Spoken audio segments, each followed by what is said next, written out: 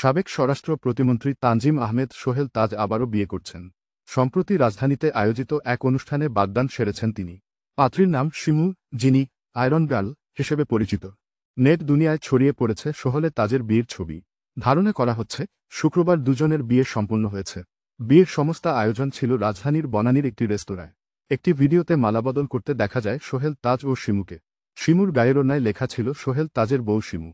আর ছড়িয়ে পড়া ভিডিওতে বেশ রোমান্টিক মুডেই দেখা গেছে সোহেল তাজকে। একাধিক ছবিতে দুজনের একান্ত আনন্দময় মুহূর্ত ফুটে উঠেছে।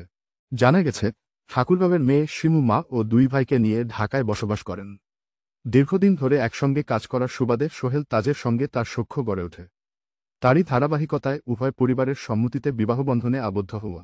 এর আগে গত ডিসেম্বরে ফেসবুকে শেয়ার করা একটি ভিডিওতে দেখা যায় সোহেল তাজ হাঁটু গেড়ে কনের হাতে আংটি পরিয়ে দিচ্ছেন।